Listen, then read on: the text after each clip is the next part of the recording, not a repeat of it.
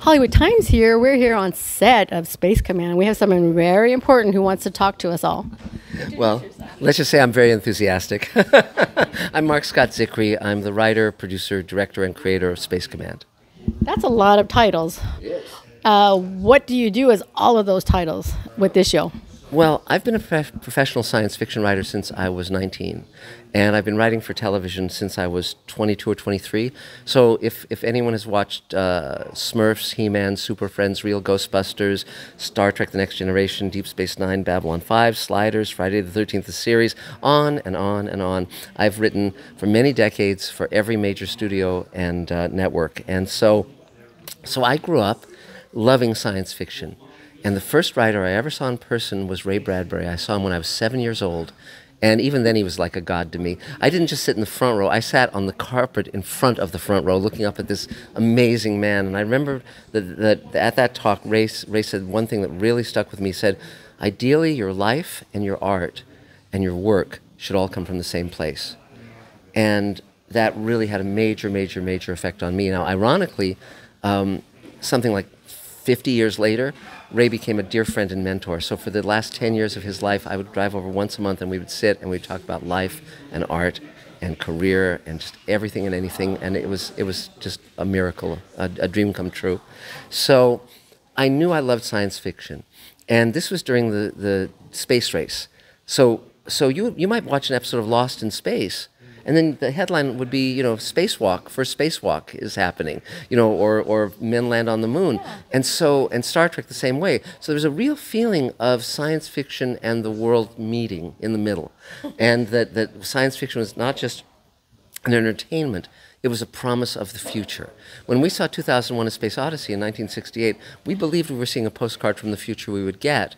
And we don't have the big space station like in 2001 yet. We don't have some of the things they presented. But we now have AI, and it's very much like HAL 9000. And so it was definitely predictive, and we love that. But also, it was optimistic. It was positive. It said there are going to be dangers, there's going to be challenges in the future, but we can come together across boundaries and barriers. We can create a future worth living in for us and our kids and our grandkids. That was very much the message of the original Star Trek. So tell our viewers about Space Command. How did that come into that brain of yours and on paper? Yes. Well, some years ago, I discovered, because I wrote for Star Trek The Next Generation and Deep Space Nine, I was on a panel at a science fiction convention. And all the different generations of Star Trek actors and writers were on this panel. And this is just when Enterprise was on UPN, and it wasn't really gaining the enthusiasm of the fans the way some of the other series had. And so it was kind of dying on the vine. And Walter Koenig, who played Chekhov on the original Star Trek, was on the panel. And someone said, well, what's the future of Star Trek? Someone in the audience asked that question. And Walter told a story that was so astonishing to me that afterwards I sat down with him and I said, tell me everything about this. And what he had said was, up in upstate New York, there are a group of Star Trek fans, and they have rebuilt all the original Star Trek sets. They have built copies of the original Star Trek sets, and they're shooting their own Star Trek episodes written by the original writers from Star Trek and starring many of the actors from the original Star Trek, and they're putting them online, and they're getting more viewers than Enterprise is getting on UPN. And I said, wow, I've got to find out about this. And so I watched one of their episodes, which was a sequel to an episode that Star Trek had done called The Doomsday Machine. And it had William Wyndham, who had starred in that same episode. Really? And it had Barbara Luna, who had been a guest star on the original Star Trek. And Walter Koenig was about to go to upstate New York and actually play Chekhov in an episode written by D.C. Fontana, the great Dorothy Fontana, who had been one of the great original Star Trek writers. So I watched the episodes, and I was very impressed with them. So years ago in the 70s, my friend Michael Reeves, they were going to bring Star Trek back as a TV series before they did Star Trek the Motion Pictures, and they had a year of pitches, of story pitches, and my friend Michael Reeves, who was an Emmy winner and had been a friend for many years, he had pitched a great Sulu story. Sulu was always one of my favorite Star Trek characters. He never got the great Sulu episode, but this was the great Sulu episode. But then Star Wars came out, and Paramount decided to make movies, Star Trek movies, instead of the Star Trek series, which was called Star Trek Phase 2. So that episode never got made. So suddenly I thought, well, we could do that episode with these fans up in upstate New York. So I called my friend Michael and I said, hey, you want to write that with me? That Sulu story? He said, sure. So I then called the people in upstate New York and I said, hey, I'm Marc Zicree. I wrote for Star Trek Next Generation. My friend Michael Reeves did too. And we'd like to do the Sulu episode. I'd like to direct it as well as executive produce it. And they said, sure. Okay. So then I went and met with George Takei. And I typed up the storyline in one page, and I said, you never got the Sulu episode you deserved. You're a brilliant actor. I've seen you in many things other than Star Trek as well. And this is the great episode. And he read the one-page synopsis and said, I'm in. And so we spent 6 months building a production team.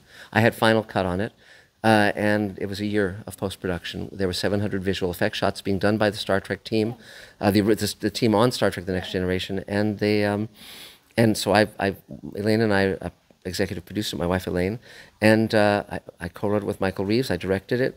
It was nominated for the Hugo and the Nebula, which are the top awards in science fiction, and it won the TV Guide Award, and it beat out Battlestar Galactica. And so, but it showed me that the technology had now arrived at a point where fans, where you could use the internet and digital shooting, filming with digital cameras, and editing on a Mac, and you could make something of a quality that would rival the networks. And then I found out through this roundtable that I run of writers and directors and actors and producers that about crowdfunding. A lot of science fiction TV shows and movies were very dystopic, very dark, very negative, saying the future is going to be terrible and there's nothing you can do about it. Well, I grew up with Star Trek, and Star Trek said you can reach across boundaries and barriers. You can bring everyone in as a family, essentially, as the human family, and we can work together to create a future worth living in for ourselves, for our kids, for our grandkids. And I wanted to do a show that would have that same positive message for this generation. And so I came up with Space Command, and I knew I could utilize actors that I'd worked with on Star Trek The Next Generation, Babylon 5, and so forth, the great science fiction actors. And but many of my friends are showrunners, the executive producers who run network television, and they said, when they heard about Space Command, they said, well, we can partner up and walk it in and get a deal, a pilot deal. And I thought, I didn't want this cut off at script, I didn't want it cut off at pilot, and I didn't want the network notes to wreck it. And so I said, well, I've never tried to raise money before, but let's see if I can. So we launched a Kickstarter campaign. Our target for the first campaign was $75,000 to raise in 2 months. We raised that in 3 days. No. And ultimately, we raised $221,000 on that first campaign. And so that was enough to start the ball rolling. And over time, via Kickstarter campaigns and via selling investment shares in Space Command for $7,500 each, where they would get a portion of my producer's net profits, I was able to raise $4 million. And that's gotten us to where we've... Yes, and so that's gotten us to this moment where we're now shooting hours 7 and 8 of Space Command. It's a 12-hour season. And now I'm launching something called the Showrunners Network, where it's going to be Space Command and 5 other science fiction pilots that I'm co-creating with the showrunners of The Expanse and Farscape and many, many other shows, the executive producer of Evil on CBS, etc., because they all want to be part of this model, which is where the writer has the power, where there's no one above me who can screw it up. I mean, if it gets screwed up, it's my fault. It's like independent. Yes, it's like independent film. But this is independent television. And my wife Elaine and I, we write it, direct it, produce it. We've been together 48 years, married 47. She's the best part of every day. And and we have total power. So I can cast who I want, I can write what I want, I like, for instance, I can say to you, want to be an extra, and you're an extra. It's like I don't need to get approval from, the executive tower. Yeah, it's very exciting. Now my ultimate long-term goal is ultimately to form partnerships with the major networks, with the major streamers, where they will be our distributors and they'll be there to promote, because it costs $20 million to roll out a show now just so the audience knows that it's on the air, but they won't be able to tell us what we're doing. We decide what we're doing. We have artistic freedom. And that's the best thing in making good television is artistic freedom. Yes. Congratulations. And also I view the actors and everyone else on my crew and cast as my partners, as my collaborators. And so whether it's Doug Jones or Robert Picardo or Armin Shimmerman or our dear friend Mira Furlan, who we lost during the pandemic, they have input. They have input, and I create the roles for them specifically. So with most of the roles, we don't even have auditions. We just say, okay, I'm writing a role for you. You want to do it in this? Yeah. You know, like Michael Harney, who was a regular on Orange is the New Black and then Project Blue Book. I was having lunch with him, and I said, "Huh, he looks like he could be our hero's father." So I said, "You want to play Jack Kemmer's father?" He said, "Sure." So that's what he did. That's how easy it is. The only time we talk to the agents generally are when we're scheduling, because the actors, because we can't pay what the networks and studios pay. We don't have those deep pockets. But we do pay, but we pay what we can afford to pay. But our people do this because they want to do it. And so it's a dream come true for all. That's why these actors are telling you yes, right? Because they want to do it, and if they got a penny, they're happy with it. Exactly, yes. But also we'll give newcomers a chance too. So for instance, I had with Kickstarter campaigns, often someone can pay a little money and they get a walk-on or they get maybe a line. But I thought because our fans were financing us, I thought for I knew I was casting many famous actors like Doug Jones, and Bob Picardo and Mira Furlan and Bill Mumy. I knew I was going to have actors that the audience would love already. Yeah. So I thought, well, for 2 of the leads, we're going to have a worldwide talent search where anyone anywhere in the world could download the audition scenes and audition for 2 of the lead roles. And Captain Kemmer and Cadet Bradbury, we got 7,000 inquiries, 1,200 video auditions, and we ended up casting about 9 of our lead actors from those auditions.